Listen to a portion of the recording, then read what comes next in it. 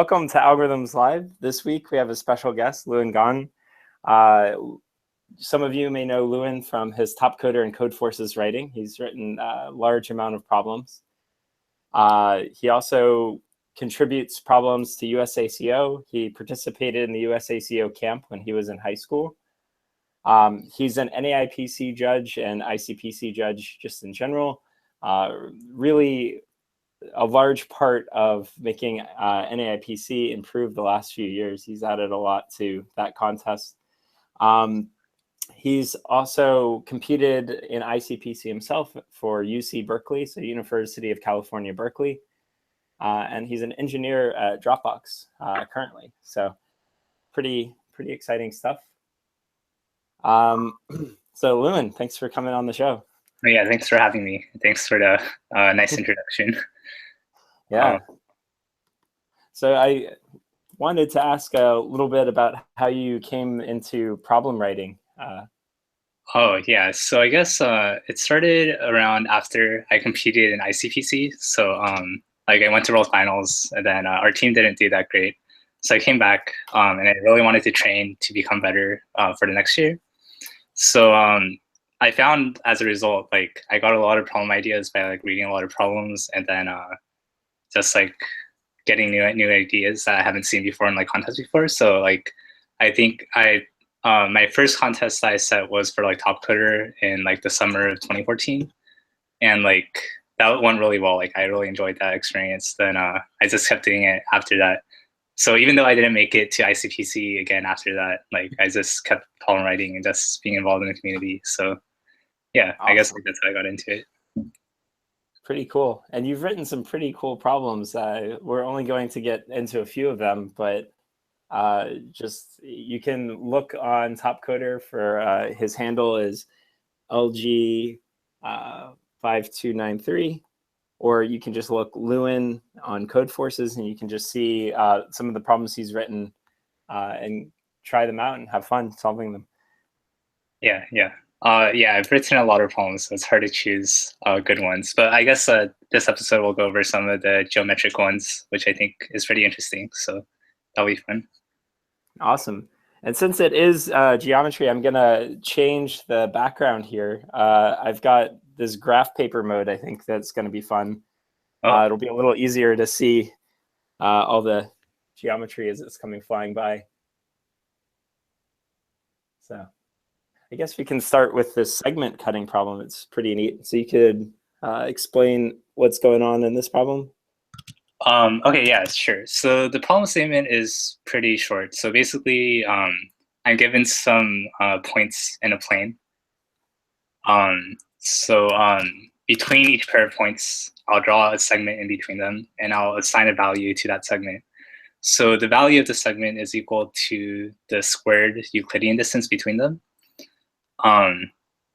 So basically, I have endpoints. I'll have and choose two segments that I'll eventually draw from here. And after I draw all of them, I'll draw an infinite line that crosses some of these segments. So as long as the line doesn't touch any of the points, and I'll cross some segments. And basically, the score of that line is equal to the sum of the values of the segments. So the problem is to find a line that maximizes the score and return like the maximum score you can get from that. All right. So just to reiterate, you draw a separate line, and in this case, there's a bunch of blue lines that are being crossed. Yeah. But so you can see like a line here or a line here that they don't count because they're not being crossed by the line you draw at the end. Yeah, right. Yeah, so the only ones that count are the ones that get intersected by the line. Awesome. Yeah. And then the scoring of a single line is the distance squared between those 2 points. Yeah, right. So, squared. And then what's the last piece? I think there isn't too much else. Yeah, it's good. Yeah. Well, like so I guess we can talk about how to approach this problem, because at first it seems, and I guess let's go over the constraints. So there's at most 1,000 points. And the coordinates of the points are like between 1000 also. So this immediately suggests like an n squared solution that we're looking for. So is it like 1,000 to negative 1,000? Yeah, negative 1,000 to 1,000. Cool. Okay, yeah. So I guess the first part of approaching this problem is there's like an infinite number of lines we can consider. So let's try to reduce our search space to a finite number of lines at least. So basically, imagine I just draw any line that divides the points into two. So after I do that, I can shift the line up until it like barely touches a point. And then once I do that, I can rotate the line around until it barely touches another point. And that uniquely defines that line. Yeah, so as you can see in the drawing, the green line is the unique line. So we can, so any other line that divides the points into those two sets can be like this single line that we've drawn. So basically, we have a really naive solution, which is we can correspond each segment to like a line to consider, and that divides the points into two sets. And then we can compute the score of that by just iterating through all pairs. So that gives us the n to the fourth algorithm immediately. So what you're doing is you're just iterating over all the points and seeing which side of the line it's on. Yeah, right. And then pairing those up for the cost function. Yeah, right. So that's n to the fourth. So it's a bit too slow for us right now, but that's a good starting point at least, since we've reduced it to something that's tractable. Yeah, let's talk about why it's n to the fourth, just in case that went by a few people. There are n squared lines because there are n squared pairs of points. So our n to the fourth solution is try all n squared pairs of lines, or all n squared candidate lines that we can consider. And then we also have, once we're done constructing these lines, we have n squared pairings, potentially, to calculate this cost function. So we loop through all pairs of points on the left, all pairs of points on the right, and do this distance calculation. So that gives us that n to the fourth algorithm, which for 1,000 points isn't doing too well. Yeah, right. So I guess let's talk about how to optimize this to n cubed.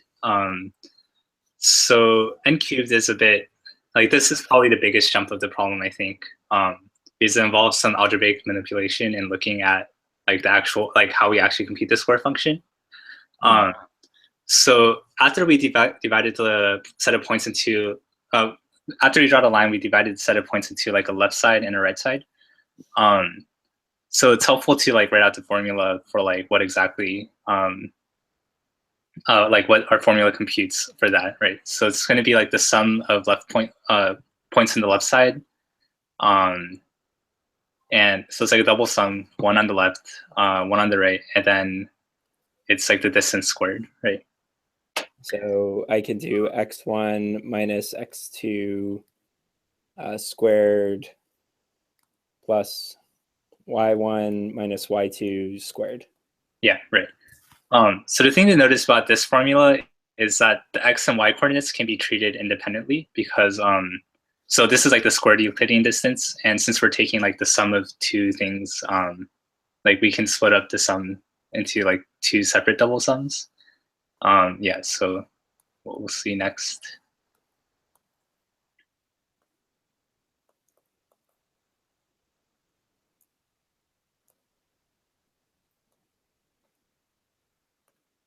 Yeah, so at this point, it's useful to just only consider one of the sums. So like, let's say we only look at the x coordinates of one of the points and we'll treat y coordinates exactly the same. So let's just focus on the left half only. So let's expand out the squared function. So it's like x1 squared minus 2x1 x2 plus x2 squared.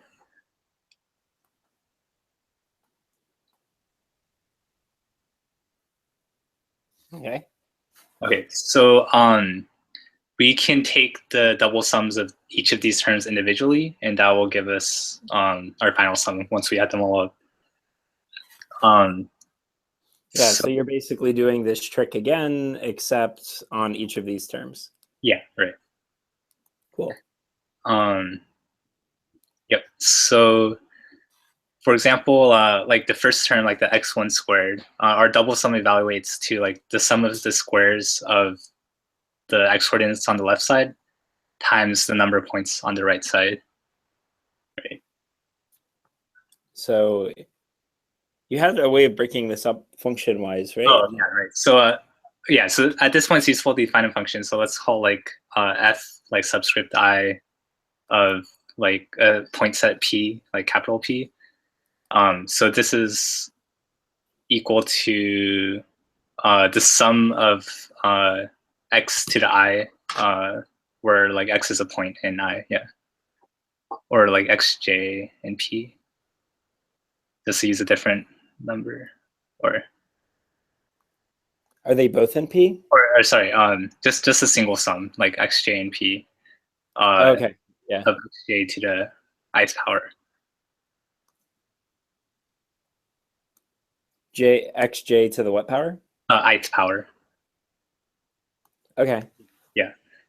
So basically, like in simple terms, like f0 of p is equal to like the number of points in p. Like f1 of p is equal to like the sum of x coordinates in p, and then like f2 of p is equal to the sum of the squares of the x coordinates of p.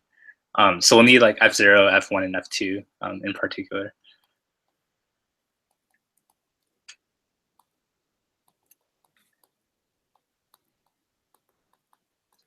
Okay, so for our first term, like x1 squared, or yeah, I guess let's write out what these mean, because I think it's a maybe. Okay. So it's a summation like this of xj to the 0. Yeah, so this is basically the number of points in P. Oh, okay. So we can. Aha. Yeah, this is like the sum of the x coordinates in P.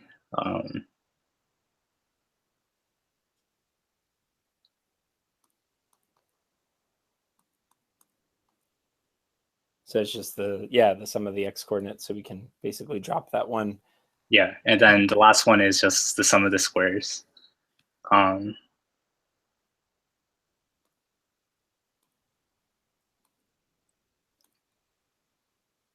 Nice. Yeah, right. Okay, yeah. So that looks good. So okay, basically, so if you go back to the first sum that we had, so like x1 squared. So the double sum of x1 squared would be like f2 of the left set times f0 of the right set. If you just write out the sum. Okay. So we're trying to do the summation, like the double summation. So this is left, right, and then x1 squared. Right. So I guess I should define them as sets. So this is L and R, the left points and the right points. So like x1 and L and x2 and R, right? Yeah. okay. And so so this loop is just basically going over. So you can add. So you're basically multiplying by 1. So multiplying by 1 is the same as multiplying by like x2 to the 0th power, right? Okay. Yeah. So basically, yeah. So x1 is constant in the inner sum, so we can pull it out of the inner sum. All right.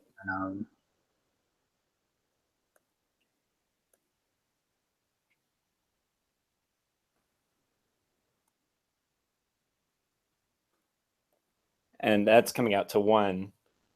Yeah, So and then basically we can write it in terms of our f function. So it's like f2 of L plus f0 of R. Yeah. Or the entire sum is so that's and so then now I can replace this piece because I can pull that out again and then replace the right piece. And then yeah, I'll do it that way. I'll cheat. So yeah, I'm basically just factoring out that piece. So and this one is just of R, so it's f2 of R. I see it. Or f2 of L, right? Yeah, f2. Yeah, there we go. Cool. Okay, yeah. So basically, why do we do this? So like the reason for doing this is we want to separate out how we compute the left and right sides. And this kind of shows that like for that particular term, it's like the independent product of two like things on this side, right? So like they basically don't interact with each other. So if we keep track of them separately, we can compute the sum in like constant time if we have all this information. So the other ones are similar. So like the middle term, we get like f1 of L times f2 of R, I think, or a negative 2 times. Well, let's try deriving it. Yeah. So so we get 2 x1 x2, something like that. Yeah. And we can pull the 2 all the way out. Is that the first step? Yeah, so we can pull the 2 all the way out. And then the next thing is we can pull the x1 out of the inner sum. Okay, so let's move things around. Right. And then this, we can kind of see at this point how to, we can like follow the same steps as before. So we get, so like the, that sum becomes f1 of R, right? And then f1 of R is constant with respect to the sum, so we pull it out again.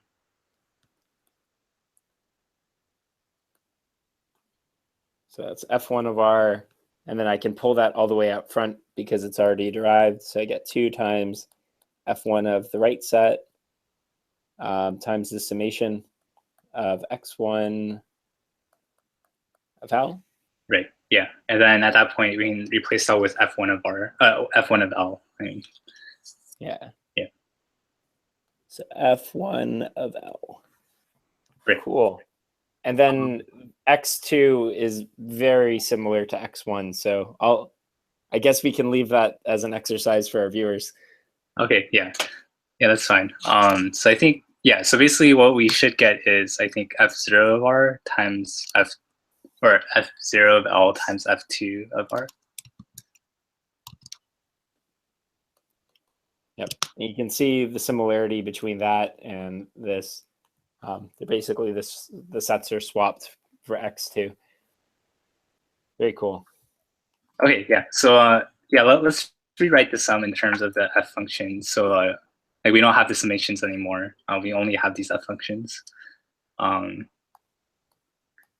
we have f2 of L times f0 of R, and we have 2 times f1 of R. It should be minus, I think. Oh, right, yeah. Oops. Then f1 of L. And then plus, yeah.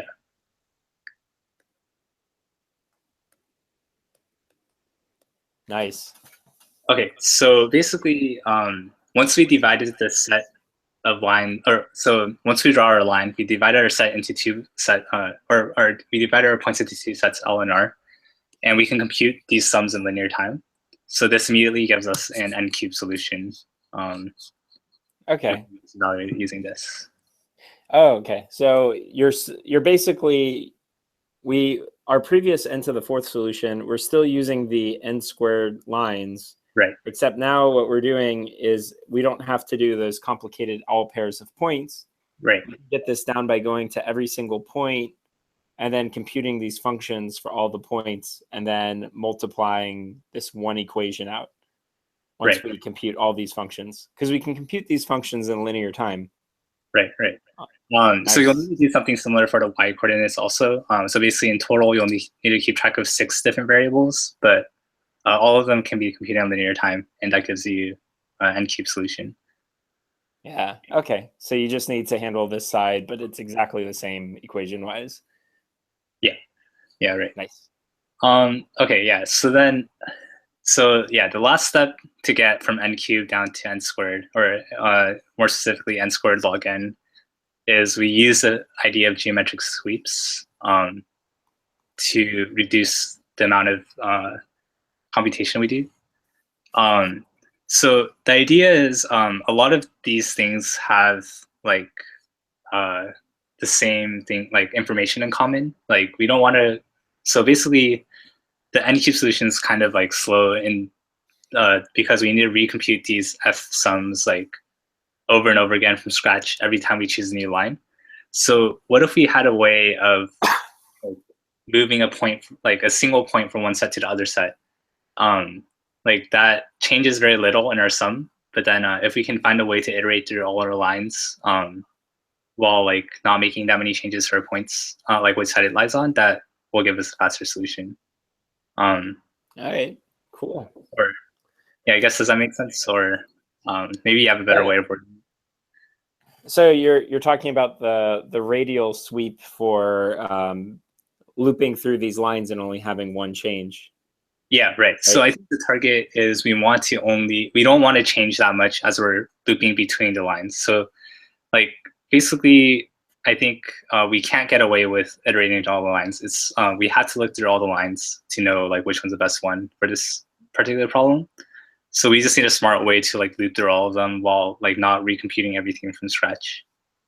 All right. So I think I have a way of explaining this that just a different way of explaining it. So here's how I think of it. I think you fix the first point for this geometric sweep. So I'll fix this one. But over the course of the entire problem, I'm going to try fixing every single point. And then I'll just consider in one sweep, I'll consider all lines that go through like ever so slightly to the left of this point. And then ever so slightly to the right of this point. And what I mean by ever so slightly is arbitrarily close. So if you were actually drawing these out, it would actually go right through these lines. But conceptually, you can think of these lines as being ever so slightly to the left and ever so slightly to the right, because we want all the lines in the gaps, not all the lines going straight through. So that's how I think of it. And one of the nice things about this problem was the guarantee that no three points are collinear.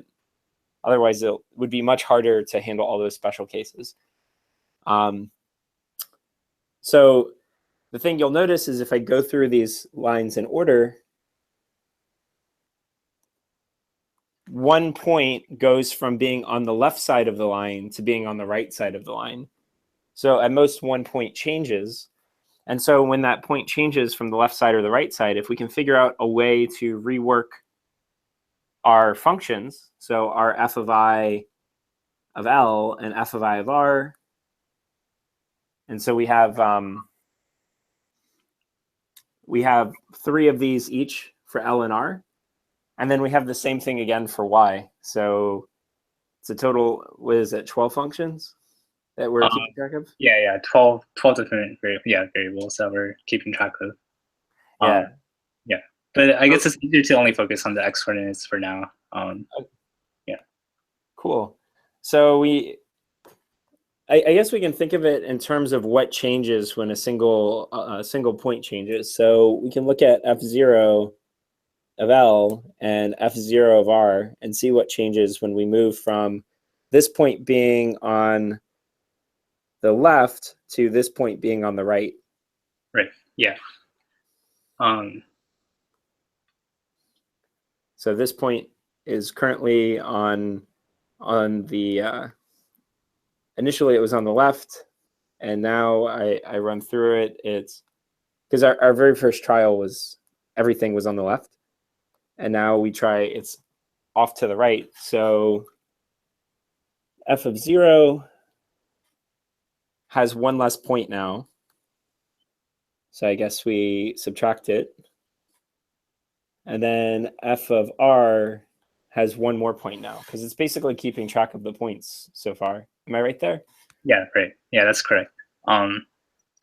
Yeah, so like for f1 of L and f1 of R, basically we lose the x coordinate. So we lose like x1, right, from f1 of L. Or I guess of R. I think I did these backwards. Oh, wait, no. Yeah, no, it's correct. So the point is leaving L and entering R. So yeah, that's correct. Okay, and so x1 there. And then like f2, we just subtract the square of x1, and then we add the square of x1 to the other side. Ooh, that's not squared.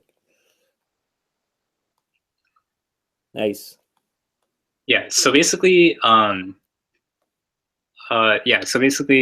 we can keep track of these sums in constant time because there's only like a single change from one point, from one like point to the other one. All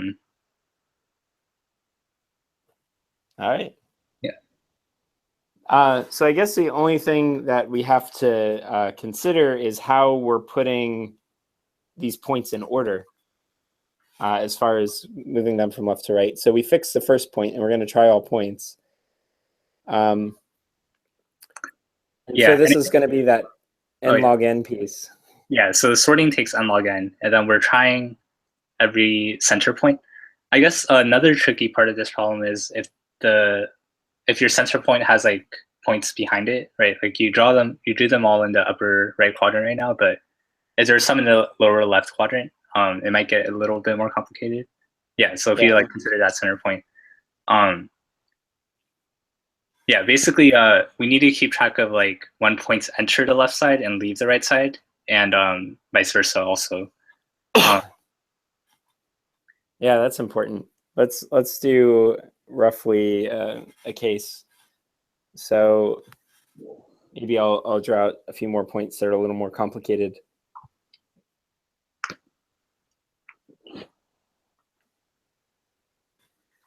So if I was spinning around here, and so I'm going to sort all these points by angle relative to this coordinate. And if you're not familiar with how to do that, you can look up atan2 in Java and C++. Both have implementation of this function. It's really good for getting an angle that's valid from negative pi and pi for some vector.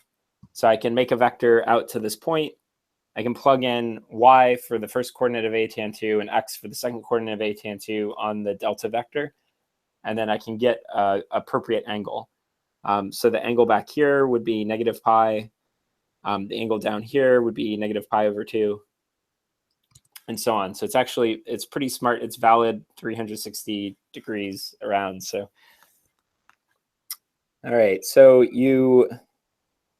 our very first line would be something like this. Yeah, right.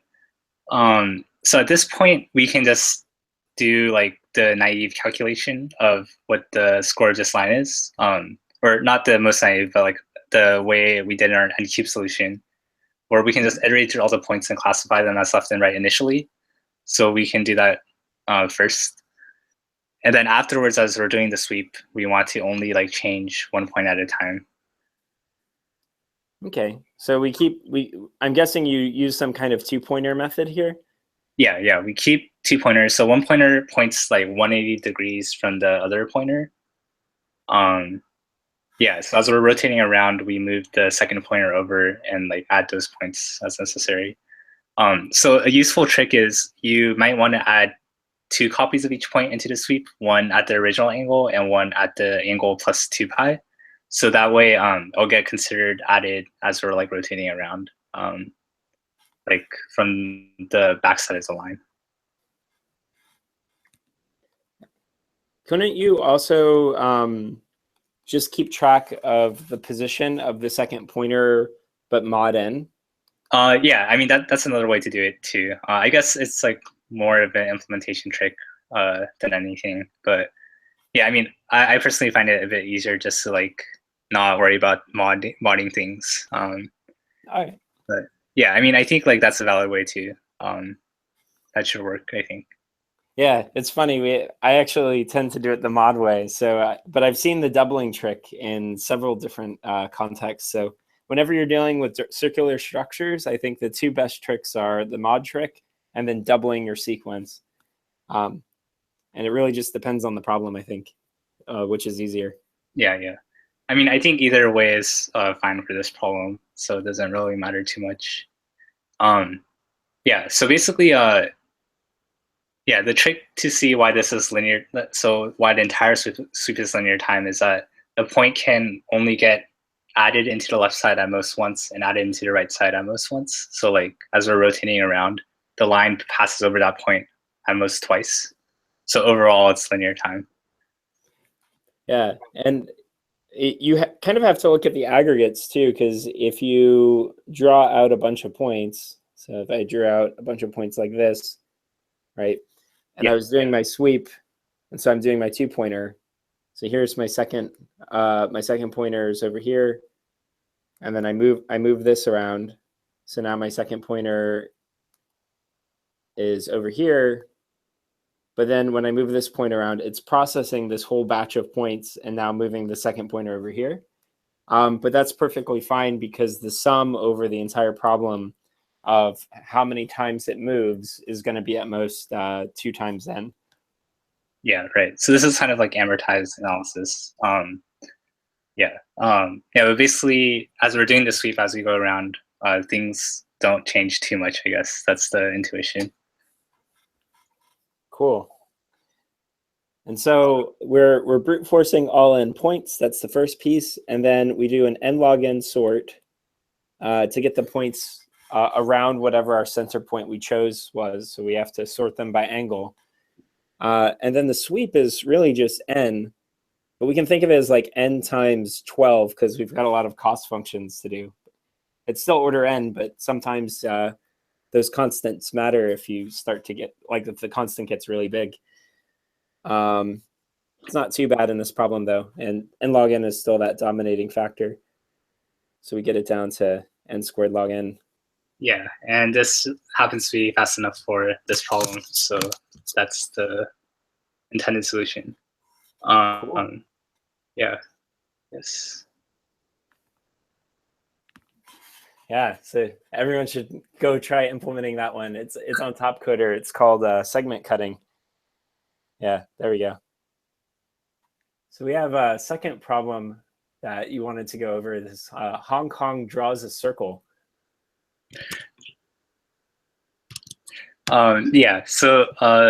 This problem statement is also pretty simple. I guess like geometric problems like aren't too long.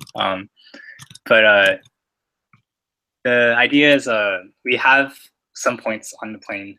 Some points are red and some points are blue. And we want to draw a circle such that it contains at least one red point, but no blue points. And points that lie exactly on the boundary can be counted as either inside or outside. So if there is, so basically, it's also possible we might be able to draw like an infinite size circle. And in that case, we just want to return like -1. But otherwise, we return like the maximum radius we can get.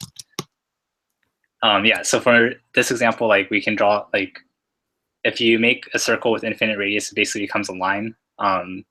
In this case, we can draw a separating line between the blue and red points. So then this case would be -1. But if let's move some of these over. Yeah, so I guess the first question might be like, when is the answer infinity versus finite? Just to get some intuition on whether or not we understand the problem correctly. Okay, so when is it infinite answer versus being finite? So basically, the intuition is when we draw a circle with infinite size, it becomes a line. So if we can draw a separating line between like a single red point and all the other blue points, then the answer is infinity, or like -1 in this case. So I guess you have to think about when is it possible to draw a separating line between these points right now, or like a single red point and all the other blue points. So it's helpful to look at the convex hull of all the blue points. All right. Okay. Yeah, so what I claim is if there's any red point that lies on the outside of this convex hull, then the answer is going to be -1. Otherwise, the answer will be finite. Right. So you can't really separate two lines because you'll always be segmenting off a piece of the convex hull, and thus one of the outer points on the boundary. So like, for example, if my red point was in here, well, it's not exactly red, but If my red point's in there, then regardless of how I draw this line, I really can't separate myself from any blue point at any given time. But if I'm outside the convex hull, then I can get around that. How do you treat points on the boundary? So points on the boundary are also infinity. So remember the problem statement says points that lie exactly on the boundary can be counted as either inside or outside. So if it lies exactly on the boundary, I can draw like the line that touches all those 3 points. And then basically I can count the red point as inside and the blue points as outside. And then the answer is also infinity in that case. Okay. Yeah. Cool. Yeah, so I guess for the later parts of this problem, let's just assume the red points all lie within the convex hull of all the blue points. So I guess since this is about sweeps, we can go over the sweeping solution first. And all right. Yeah. So I'll draw some red points in here. Okay, yeah. So this problem asks us to find the maximum radius circle we can form. And using some, I guess, we can kind of see like if we can draw a circle with radius r, we can definitely draw the same circle with lesser radius, right? As long as we still contain that red point. So that kind of suggests like a binary search approach initially. Yeah, so we draw, yeah, so the bigger circle we can always shrink and still contain the red point and still exclude the blue points. So as long as if an answer of like r is possible, all answers less than or equal to r is still possible. The other observation you need to make is that the optimal answer has to touch a blue point. So the way to see that is, let's say it doesn't currently touch a blue point. So like we can draw any circle. We can always just slightly increase it until it just touches a blue point, and like that doesn't affect our answer. So like increase it until it touches the closest blue point to the circle. That doesn't increase our answer, and like that doesn't include any new blue points. So the optimal answer must touch a blue point. So basically that kind of suggests a sweep around each of the points right now. So what happens if your trial circle is super small? Because this trial circle, for example, doesn't touch any blue points, but it encompasses any of the red points. Yeah, so yeah, you have to be careful. One more additional detail. So the binary search doesn't necessarily work if you only consider blue points. So if you consider both red and blue points in our binary search, so basically we say try every single point as the center of a circle, then or as the boundary of the center of where we're rotating around, then that should make the binary search monotonic, and the solution would work then also. Nice. So I guess let's briefly go over like the sweeping solution, just to yeah, make sure. So I guess we're binary searching on the radius. So basically the problem reduces to, can I find a circle with radius r such that it contains one red point and no blue points, right? So I'll iterate through all the center points of my circle, or of where the circle touches. So basically this is the point that my circle that I'm trying will touch. So we want to move the circle around this point and see if there's any point at which this condition is satisfied, where there is a red point in here but no blue points inside. So the way we can do that is, once we fix the center circle and we fix the radius, each other point kind of defines an interval in where it's like inside the circle. So let's do this out on the right. So imagine this is the point that we're centering in on the circle, and we have another circle that is going to get captured by whatever radius circle we're attaching. So let's say it looks something like this. If we're sweeping around in this direction, and it's a gradual spinning of a circle. It's, imagine you've taken a cup and you attach it to a pole and you roll the cup around the pole. That's basically what I'm doing here conceptually, and I'm doing it very slowly. But the only 2 points that really matter in terms of touching this secondary point or when it first enters, because you'll notice I move a little bit to the right, I'm still covering that position. And then when it exits, because when I roll it around the pole, so the pole is the point I'm fixing it around, I have the point where it exits. And so we can characterize these two circles based on the center. So wherever the center of these two circles are is the, basically that defines the interval. Because what I can do is these are just vectors for displacement on these circles, and I can just take the angle with the XY plane. So it's much like the line sweep we were doing when we were spinning around points in the segment cutting problem. What I'm doing is I'm getting angles of where these circles enter and exit to characterize exactly what this interval is. So this angle A and angle B is saying that this circle is active on the interval from A to B. Yeah, right. Yeah, I guess the other thing to point out is how do we compute these circles? Like how do we compute these angles? So I guess that involves some geometry and like law of cosines, I think. So you know the radius is fixed, for example, right? And you know the location of the center point, so or not the center of the circle, but the two boundary points on the circle. So you know exactly where those are. And you know the two side lengths of that triangle. So using that information, you can find the coordinates of the center of the circle using law of cosines, I think, or maybe something else. Yeah, so, well, one way to do it is if you look, so this is the point we're spinning around, this is the secondary point. These 2 points are given to us, so we actually know this distance d. And we also know that these two side lengths are equal. So this will be d divided by 2, d divided by 2 on the left and right. And if we find this position, we can find this position using some vector math. We move d divided by 2 this way, and then rotate 90 degrees, and then move it up by a question mark, and we'll find exactly where this point is.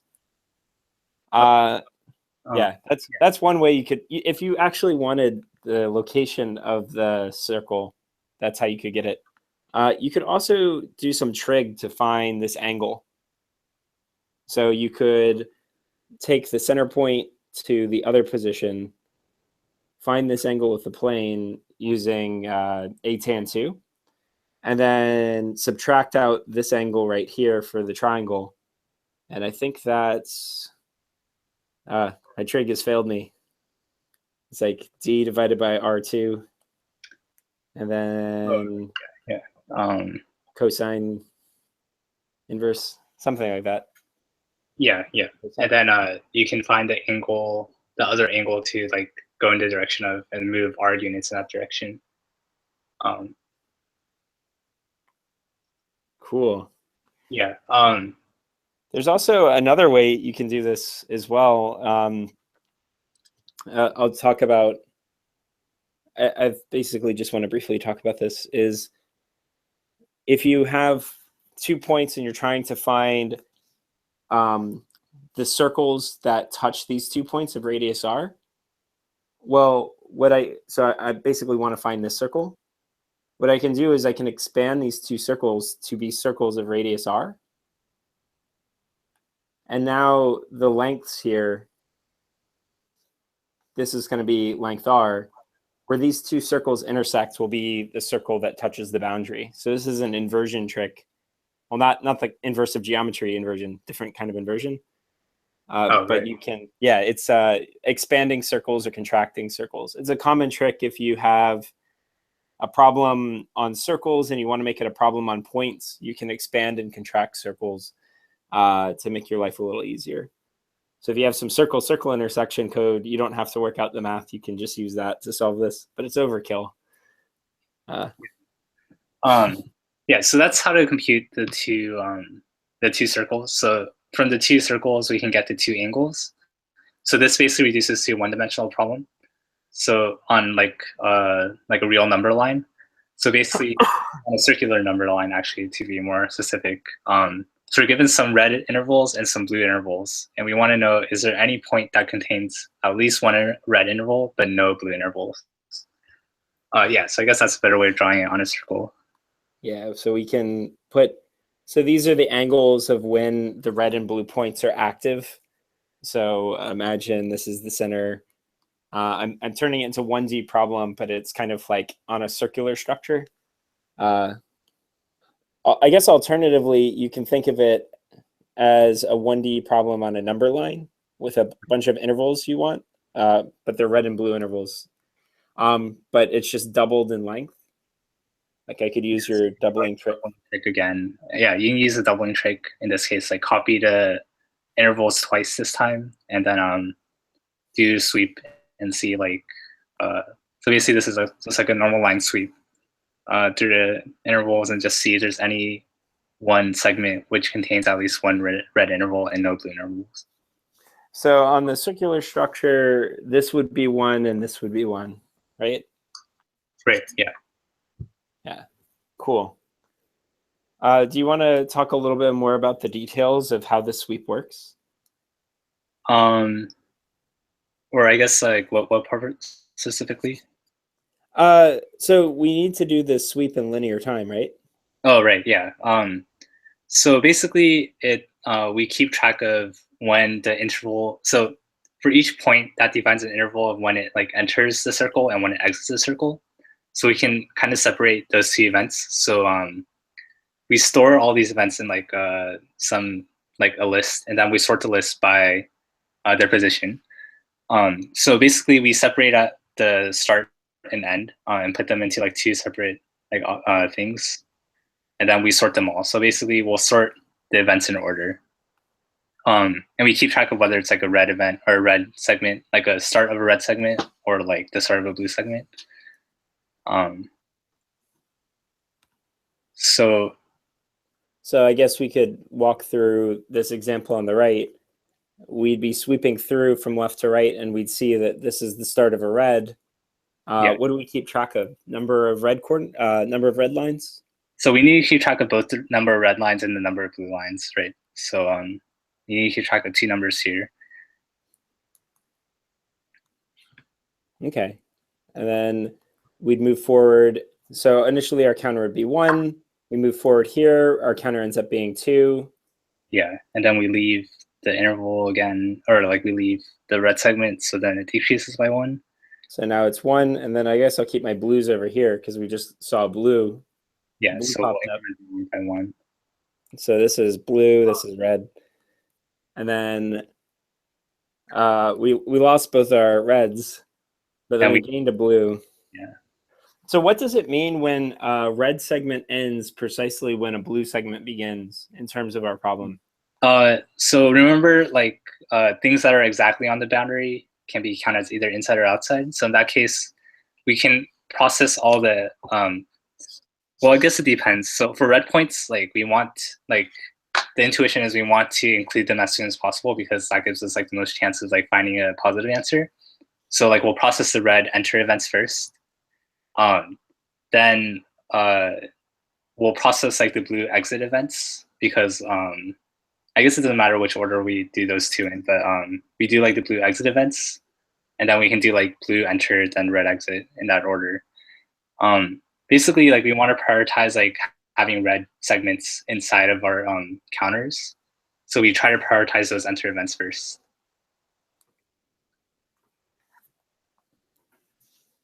All right, cool. Yeah, and basically, if at any time in the sweep the red counter is positive and the blue counter is 0, we can just stop immediately and say like yes, like this does have a case where we have only red segments. Neat. And so I guess this is enough to solve this problem. Let's talk a little bit about runtime. So you do a binary search. So we do like a log precision thing. So whatever the logarithm to get the accuracy of the problem down to. Right, yeah.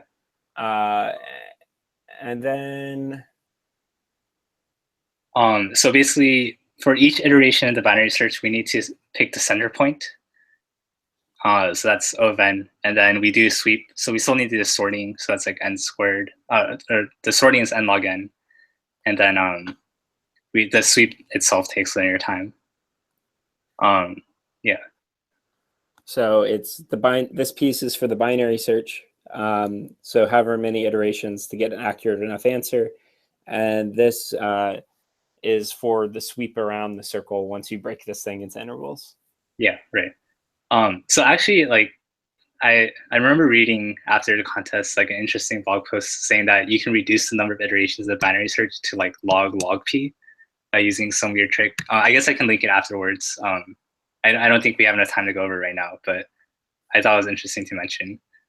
Oh, neat. So you can bring this down to log p even if you so it'll be slightly faster. Yeah, I mean, I wasn't aware of this trick before, and I remember reading the blog post and I was like, oh wow, that's pretty cool. Basically, the basic idea, I won't go over like why it works, but the basic idea is if the answer is greater than or equal to 1, then when we're doing our binary search, the normal binary search is take like left point plus right point divided by 2, and then we choose like which side to go on based on that.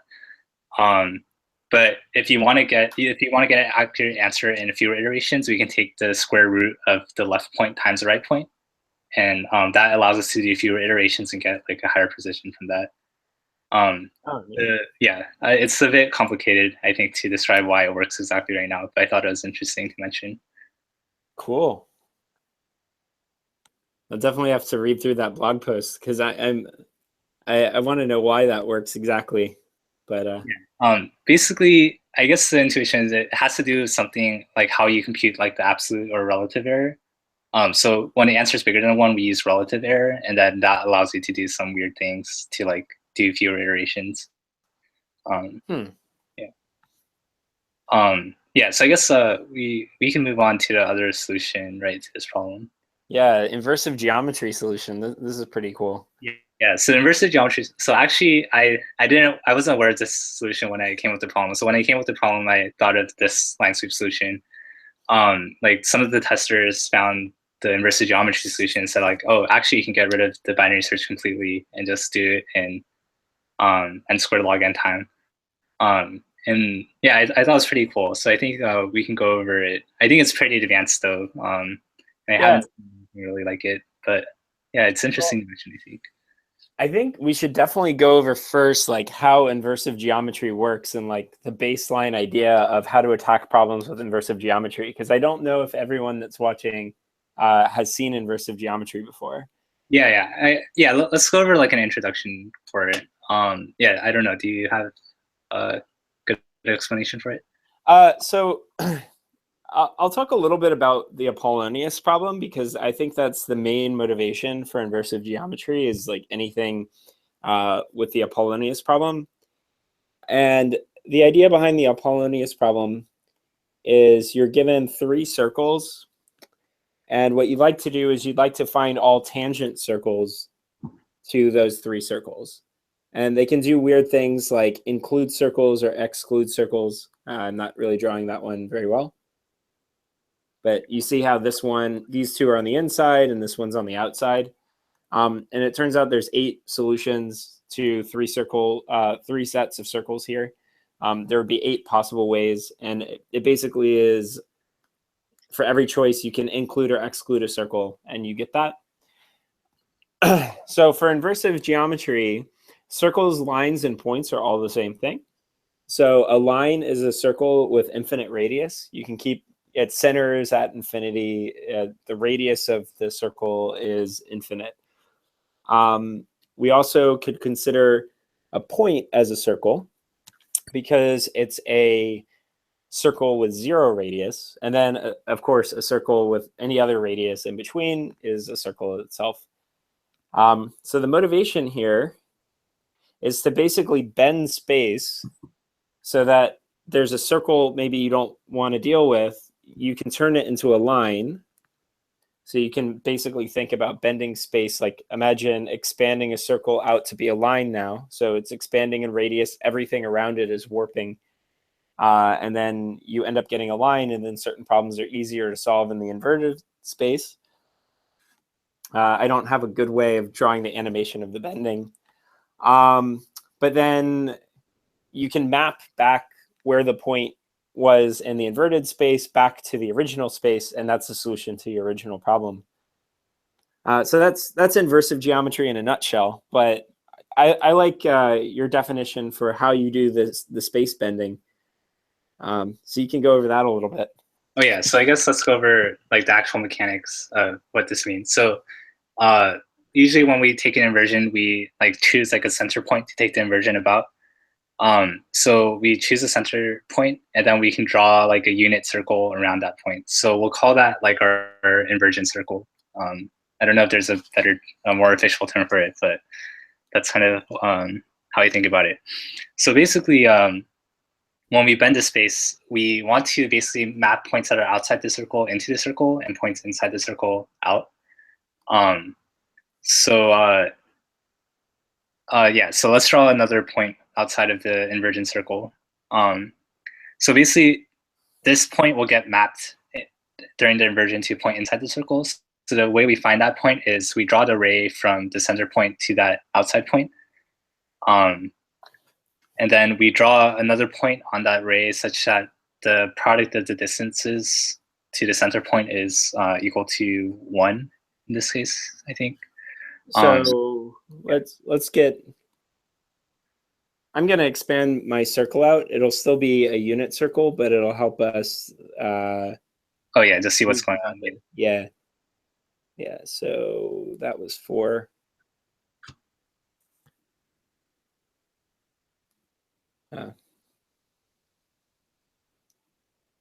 Not the best circle in the world.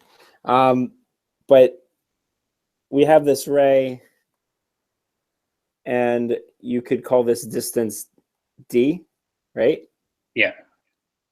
And then you draw, yeah, so then we draw another point in the ray such that that distance is equal to 1 over d. Yeah, so basically the product of the distances is always equal to 1. So like I'll call that d prime. Oh yeah, d prime, yeah. Yeah, so d prime times d is equal to 1. Right. And that's why you can rearrange that and get this equation. So where it's 1 over d. Yeah, and also like if you do an inversion twice, you should just get back the original thing. So like the inner point gets mapped to the outer point gets mapped to the inner point. And like another thing you can check is like points on the unit circle will get mapped to the unit circles, like they stay in place. Yeah, so for example, that those big points will all stay constant in the inversion. Okay, so I guess so what happens to the point at the origin of the center of the circle? Yeah, I guess informally we say it goes to infinity, and then the point at infinity becomes the origin. So I guess it's hard to explain rigorously like what that exactly means. But yeah, I guess the easiest way to think about it is there's like a single point at infinity, and then that gets mapped to the center, and the center gets mapped to infinity. Cool.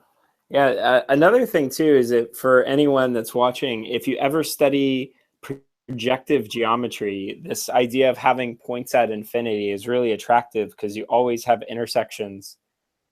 Even when like lines are parallel, you just intersect at the point at infinity. So you don't really have degenerate cases. So inversive geometry has a close relationship with projective geometry. So this point at infinity stuff isn't too foreign. Yeah, okay. So I guess let's kind of roll it back or bring it back to the problem that we were originally discussing, because I guess this is a bit of an introduction.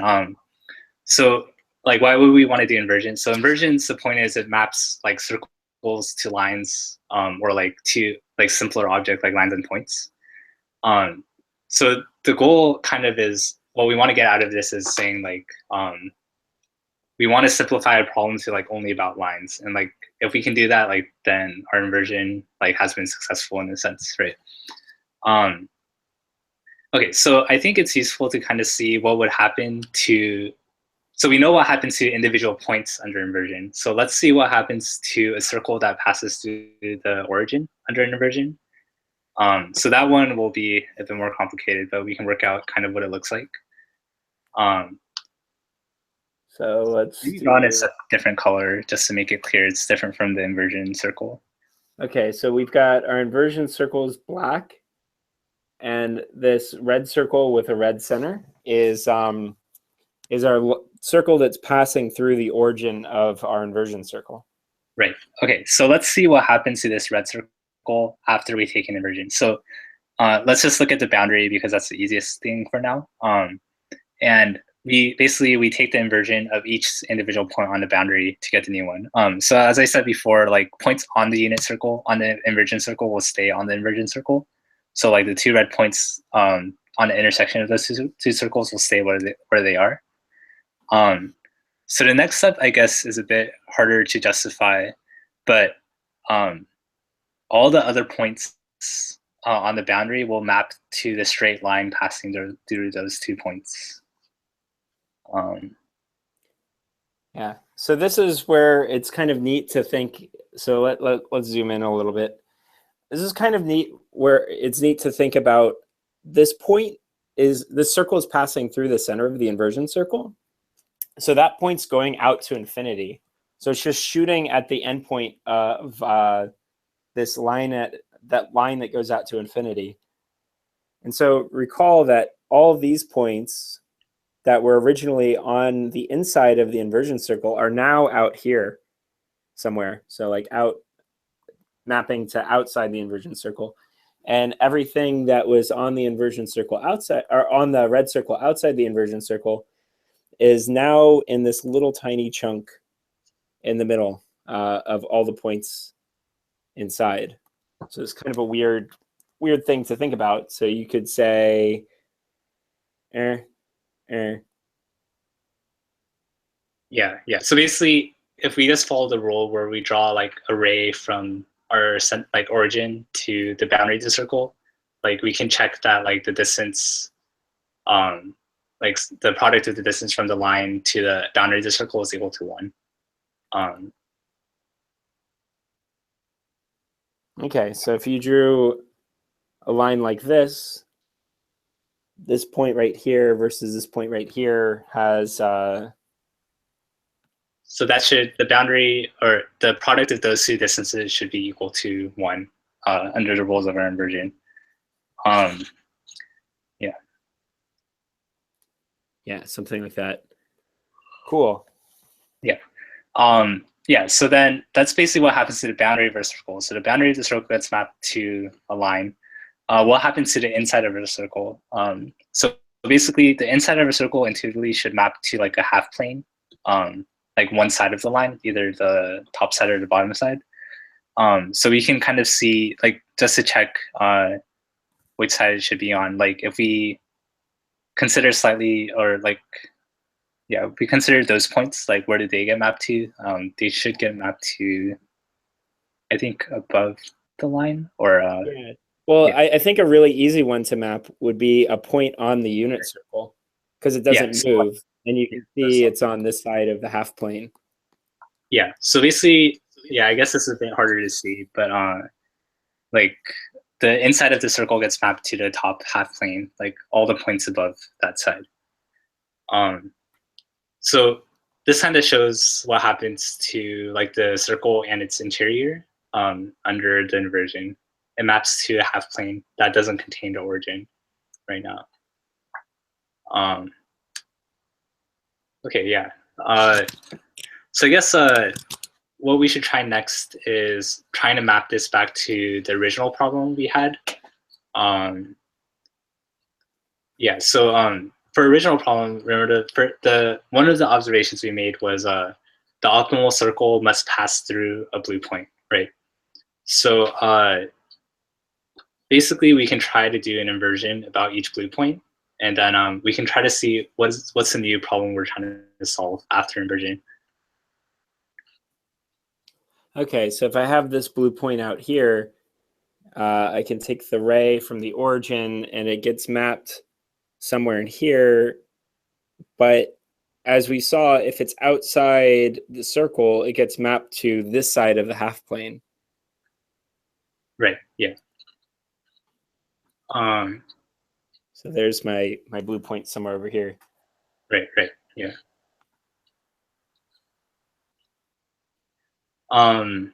Okay, so I think at this point, let's try to solve, or basically, when we do an inversion, we can do it about a different point other than the origin. So the way we can do it is shift all the points so that the point we're interested in is the new origin, and then we can do an inversion after that. So yeah, I guess so for our original problem, we knew the optimal circle must pass through a blue point. So after inversion, we know that becomes like a half plane, right? So it's useful to kind of figure out what exactly this new problem is we're trying to solve. It's on lines and not on circles anymore. So after we do an inversion, we want to find a line that has a red point, but on one side of it, but no blue points on that side, on that same side. And it's all, so we're looking for a line that does that. Yeah. So what point are we choosing for our inversion and in our inversion circle in terms of this problem? So let's say I have red and blue points all around.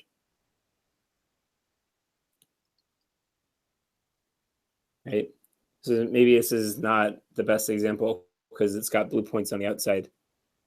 I have to contain a red point, right? Yeah, right.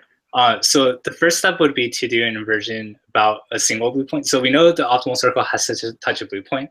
So we can do an inversion one time each for each blue point separately. So let's just choose one of the blue points and do an inversion. Yeah. Okay, so I'll erase some of this. So I'll do an inversion about this blue point. So here's my inversion circle. Okay, yeah. So after inversion, points get mapped around, right? So let's just stay in the original domain first before the inversion. So the optimal answer in this case, if it touches this blue point, has to go through the blue point, right? So we can just draw an arbitrary circle right now, right, through the blue point that we have. Something like that? Yeah, yeah. Okay, so let's do our inversion and let's see what happens to these points here. Okay, so we'll get a line out like this. Maybe I should use different colors. So here's the blue circle that's passing through the blue point. I end up having a black line that's passing through the 2 points on my inversion circle. And what's going on here? Okay, so now we can take a look at what happens to all the points relative to this blue circle, right? Yes, we can take the inversion of each of the other points, like the other blue and red points, and then so they get mapped to new places, right? So, and if they're on the outside, they'll actually, yikes. So one neat thing is if they're on the outside, they'll actually get mapped inside. So you'll have a point here, or a point here, or this red one would be somewhere over here. But then this blue one would end up on the far side. No, it's still on the. Oh, it's still over there. Let's. Oops. It's getting hard to. Yeah, I guess it's hard if we draw it too small, but yeah, basically the points get mapped, yeah, to the inside. Yeah, so our blue point would be somewhere over there. Right. And then if we did have a point inside, though, it would get mapped to above the line. Right? Yeah. Yeah, above the line. Yeah. Okay. So basically, after inversion, this problem reduces just to a problem about lines. So let's just draw only after inversion right now. So without considering the original problem. So basically, the new problem after inversion is basically I have a set of red and blue points, and I want to draw a line such that it doesn't contain the center blue point that we're currently considering, and it has a red point on the opposite side with no blue points on that side with the red point. Okay, so imagine this is post-inversion. What I want to do is segment this so that there's a red point on one side and all the blue points are on the other, right? Yeah, right. Yeah. So something like this would work. Yeah, so this kind of is similar to our original problem. We also need to map basically what the radius of this line is before the inversion. So like this is after inversion, right? Mm-hmm. So before the inversion, so I guess maybe let's draw the inversion circle again before. Where do you want to draw it? Or we can draw it off to the left, I think. Okay, so here's our inversion circle. Yeah. So wouldn't all these points be? Oh, I guess they're coming from inside the inversion circle to outside right now. Yeah.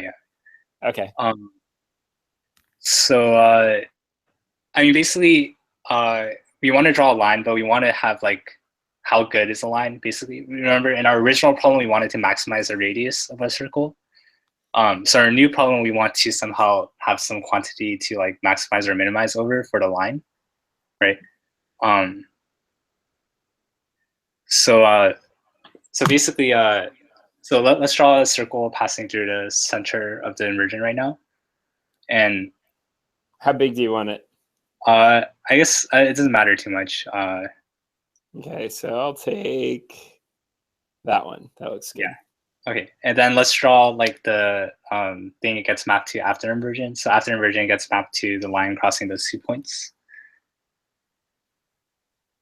Okay, so basically the radius of the circle is equal to like some number r, right? So what as our circle gets bigger and bigger, the line gets closer and closer to our center of inversion, right? So in fact, like the distance from the center to the line is equal to 1 over the radius, right? Yeah, so if we zoom in on this, this line gets smaller and smaller. This distance that I just drew, that little nub, gets smaller and smaller as I expand my circle out. Right. So the way to see that is if you let's draw a small circle. So yeah. I've drawn a nice small circle. It ends up intersecting that piece, and yeah, right. 2 lines, 2 points going right through that, and you can see this is a much larger radius. And you'll also see that it's the inverse of So it's the inverse of like the diameter, I think, basically, because the boundary of the circle passing through the center gets mapped to like that ray. Nice.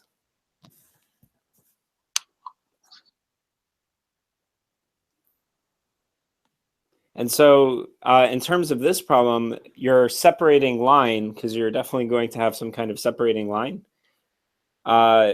it's going, if you want to minimize the radius, or we're trying to maximize radius. Yeah, we're maximize radius. So that corresponds to kind of minimize the distance of our center of inversion to the line that we're using to separate. Yeah, so okay, let me just restate the problem after inversion just to make it more clear. So the problem after inversion is I have some red and blue points on the plane, and I have a special blue point that I designated as like the center somehow, right? So I want to draw a line that separates at least one red point off away from all the other blue points. And I want this line to be as close as possible to my special blue point. So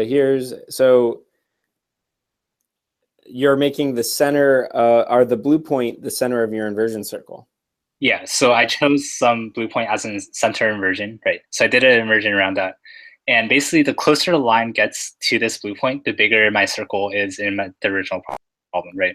So I want to draw as close as like the line as close as possible to the blue circle. Nice. Okay, yeah, because when this gets mapped back, so you can see things kind of contracting and getting mapped back. This will be this circle here that passes through these 2 points and then ends up being that circle. Where if I picked this line out here, it would be this really small circle. Right. And Right. I'd prefer this larger circle on the outside to that smaller circle on the inside. Yeah. Yeah. So that's right. So here's a question I have. What about a line that doesn't pass through the unit circle that I'm using for my inversion? So that is a bit more tricky, I guess. Let's see. Like, I think that gets mapped to a different line. So basically, yeah, the inversion is a bit weird in that it's really only defined for things that pass through, or like, for example, like we only considered circles passing through the origin and also intersecting with the unit circle. Um, yeah, so I guess like those lines don't really make sense in uh, the context of this problem right now, I think.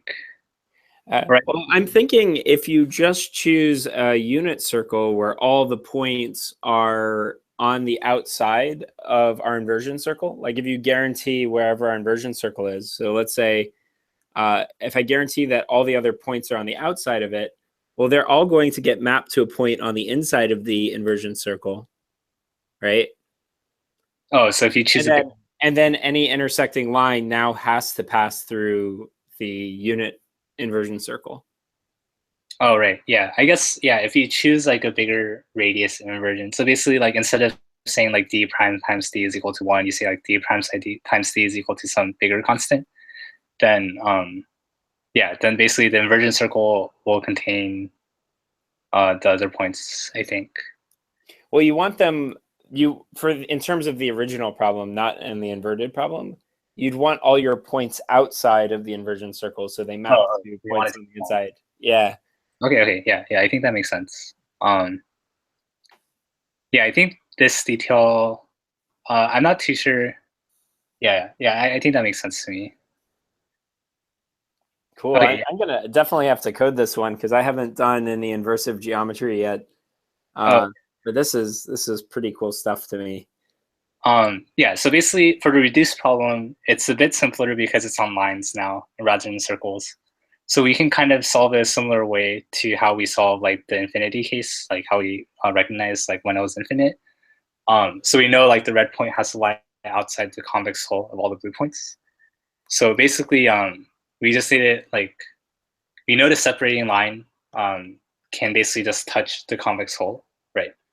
Um, so that's like a valid separating line. And then we just have to make sure that there's at least one red point on that side of the convex hull. Um, yeah, and then that's basically like how you do the problem right now. Oh, so you basically try all in separating lines based on where they are on the convex hull? Yeah, right.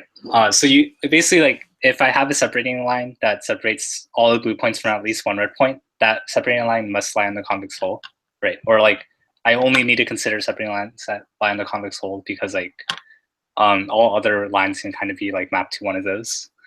Yeah, so basically if I try all of those lines, then that should be good enough, I think. Cool.